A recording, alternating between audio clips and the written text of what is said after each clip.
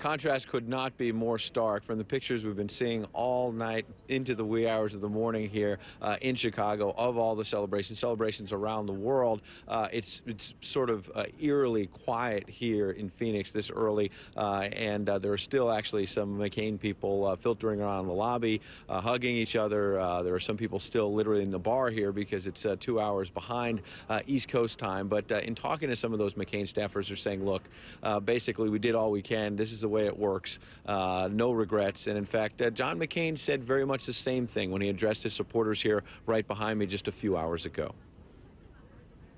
I don't know what more we could have done to try to win this election.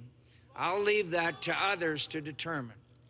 Every candidate makes mistakes, and I'm sure I made my share of them. But I won't spend a moment of the future regretting what might have been.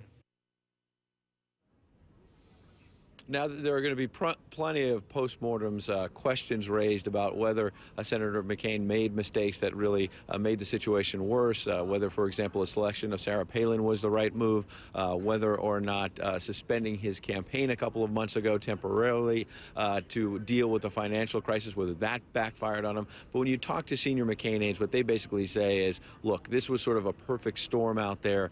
You had the fact that President Bush's approval ratings are so low. You have the Republican brand so tarnished. And then you did have this financial crisis really explode in recent weeks. And they say that they really find it remarkable that Senator McCain was even in the race until the end. But, you know, given all of those challenges. But I have to tell you, even though they knew it was an uphill battle, they were really stunned at how big of a victory it really turned out to be for Barack Obama, Karen. Any sense of how McCain's feeling today?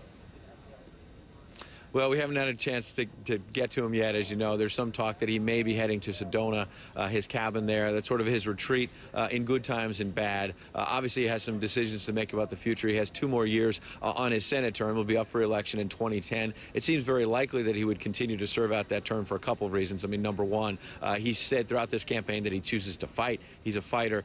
He's going to want to wage some of the battles that he's been waging for so long. And secondly, there's a Democratic governor here in Arizona who would get a chance to appoint his successor. So chances are he'd want to fill out at least those last 2 years, and then he'll have to figure out what he wants to do from there, Karen. Ed Henry for us this morning in Arizona. Thanks. Well, from